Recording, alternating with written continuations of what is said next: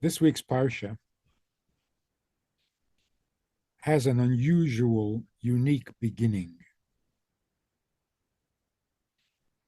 Usually it's, and God spoke to Moshe, or God appeared to Avram.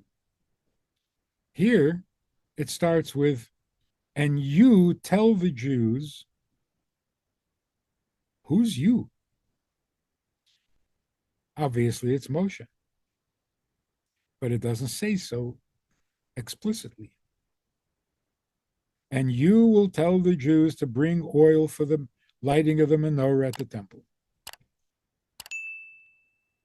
Why is that? One of the reasons is that when the Jews made the golden calf, God was very angry, and Moshe had to say something to gain God's forgiveness. What did Moshe say? Forgive the people, because if you don't, then erase me from your book. If you're not going to forgive them, then don't forgive me. I want to share their fate. That kind of devotion moved God to forgiveness. But since Moshe said, erase me from your book,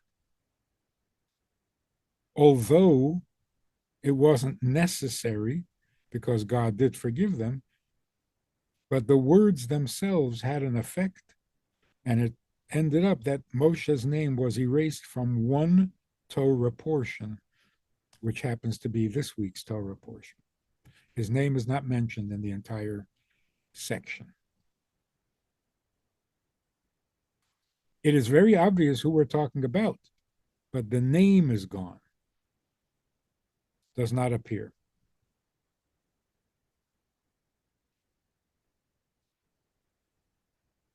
The Rebbe marveled at this.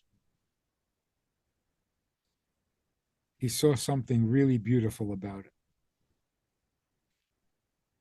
By not mentioning Moshe's name, we get to know Moshe better in this week's portion than in any other portion. Because the overall impression that we have of Moshe and his brother Aaron is that Aaron was a man of the people. His love for his people was legendary. When he passed away, the entire nation cried. He didn't have a single enemy or a single resentful individual. Everyone loved Aaron because Aaron loved everyone. Moshe's reputation was, oh, he's the Torah teacher. Moshe is Torah. That's what he is about. The laws and the teachings and the writings. His love for his fellow Jew, well, yeah, he was devoted, but his main devotion was to the Torah.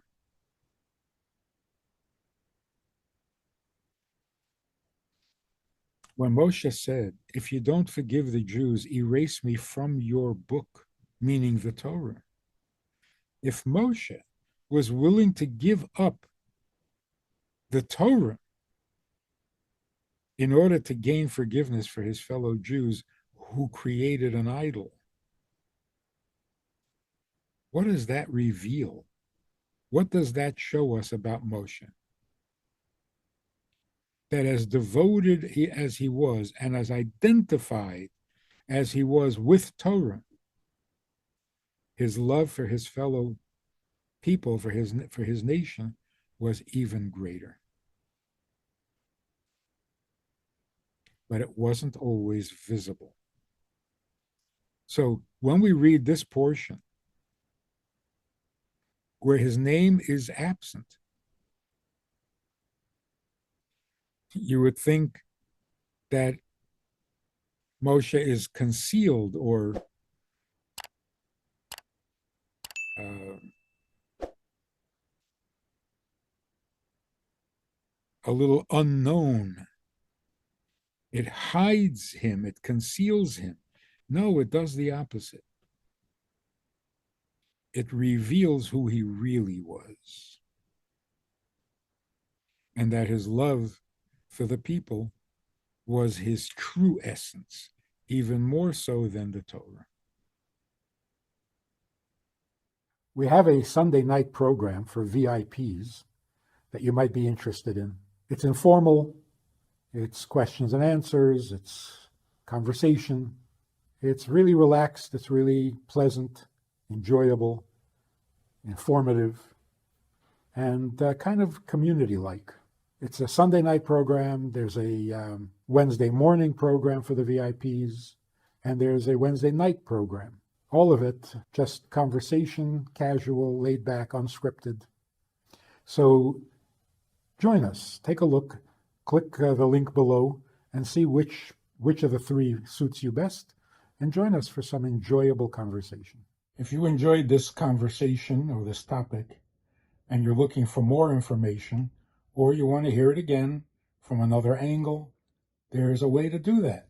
And that is in this book. It's all there. Order it from Amazon. You can read it, reread it, and share it.